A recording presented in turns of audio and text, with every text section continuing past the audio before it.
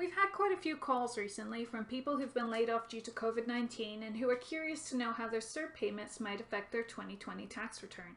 Now, I'm not a tax professional. Obviously, talking to a tax professional is the best way to find out exactly how much you're going to owe in taxes when you file your return next year. But if you're looking to get a basic estimate of how much tax you might owe on those payments so you can come up with a strategy to pay some or all of the money owing before the 2020 tax deadline, then this video has some useful information for you. Let's start with some basics about CERB. CERB stands for Canadian Emergency Relief Benefit.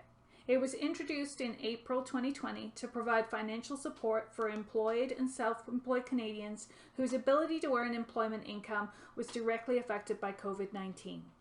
CERB is available to workers aged 15 or older who are resident in Canada and meet the following criteria.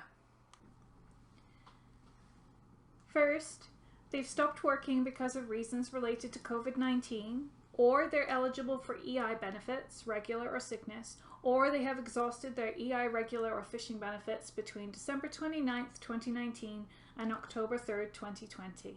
And they had employment or self-employment income of at least $5,000 in 2019 or in the 12 months before their CERB application date, and they have not quit their job voluntarily. To find out whether you qualify for CERB or to apply for the benefit, just visit the CERB application page on the Canada.ca website or call the toll-free service line on 1-800-959-8281. Now, if you're receiving CERB payments, it's important to know that all the money you receive is considered taxable income, just like your employment income.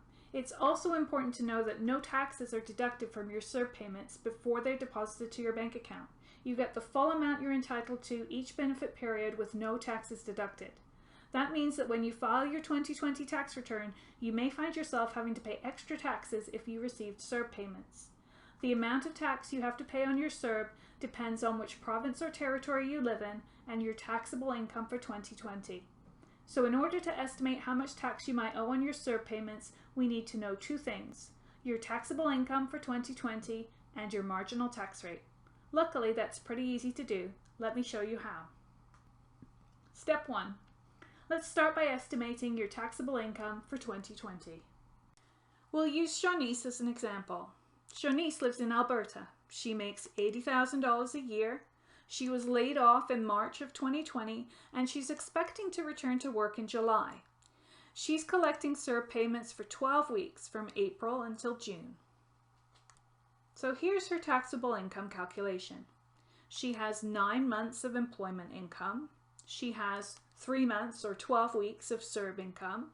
And she also made a $5,000 withdrawal from her tax-free savings account and a $10,000 withdrawal from her RRSP. Let's deal with her employment income first. She worked 9 out of 12 months in 2020. If we divide 9 by 12, that gives us 0.75. 0.75 times $80,000 salary that she would make in a normal year means that we're expecting her to make about $60,000 this year in 2020. Now let's deal with her CERB. CERB pays $2,000 for each 4-week benefit period, which works out to $500 per week. Shawnice was laid off for 12 weeks, so 12 times $500 is $6,000.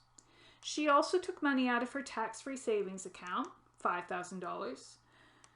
Now, because any money you take out of a TFSA, tax-free savings account, is totally tax-free, it's not considered taxable income, so we don't have to include that $5,000 in our calculation.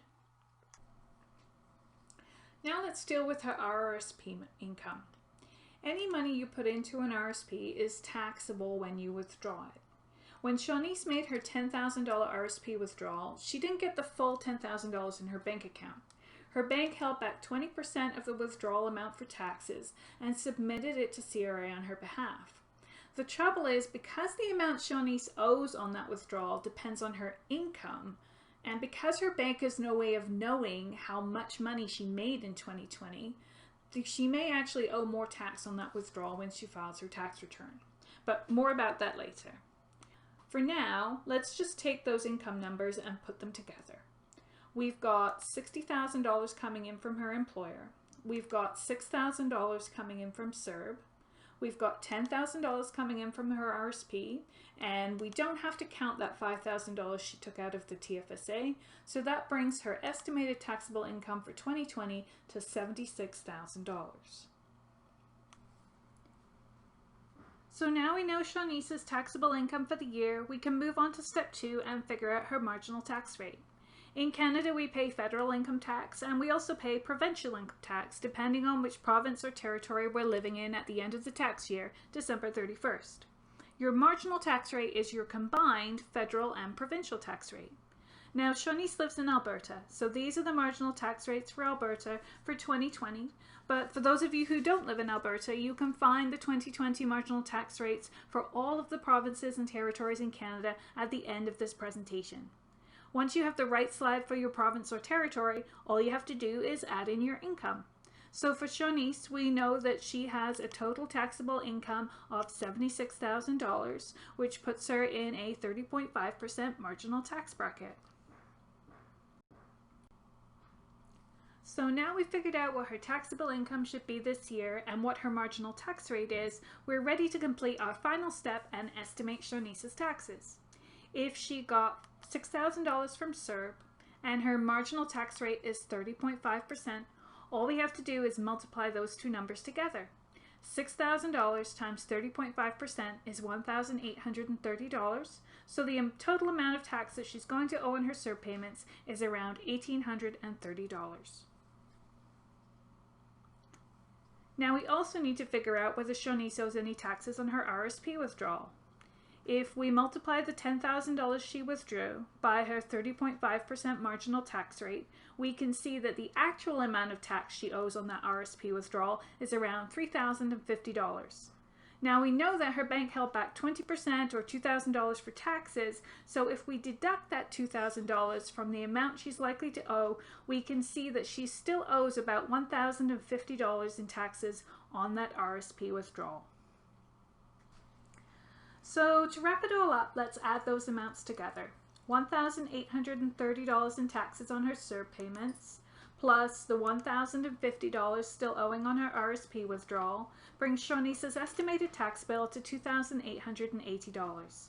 Now, as I said at the beginning, I am not a tax professional. This is just about getting a ballpark estimate of what you might owe based on your expected income for the year and your marginal tax rate. Shawnice might have other income or deductions that will affect how much she owes, but by getting a sense of whether she's likely to owe money when she files her taxes, she can figure out how much she needs to put aside each pay so she's not stuck with a big tax bill she can't pay next year. So here are her options when it comes to paying the taxes.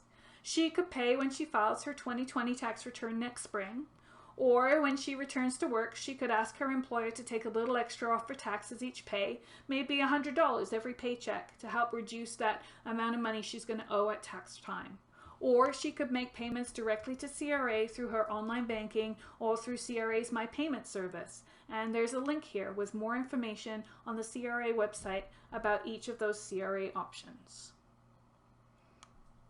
If you're looking for more information on CERB, you can find it on the canada.ca website. And if you're looking for an easier way to figure out your marginal tax rate, you can use the Ernst & Young tax calculator. Just plug in your estimated taxable income for the year, and then it will give you all the marginal tax rates for all of the provinces and territories in Canada for that amount of income. Or you can use the tax calculator at simpletax.ca. Just select your province of residence, enter your employment income, your CERB income, and any other taxable income like withdrawals from an RSP or a pension plan, and you'll see your marginal tax rate pop up in the results. And as always, if you have any questions, just reach out to your ClearPoint team. We're always here to support you by phone or email. We don't have any individual clients. We don't work on commission. It's not our job to sell you anything. We're here solely to be a resource to our group retirement clients and plan members. So if you have any questions about this video, your plan, or your personal finances, just let us know how we can help you. And for those of you who don't live in Alberta, coming up are the slides showing the marginal tax rates for all of the provinces and territories in Canada.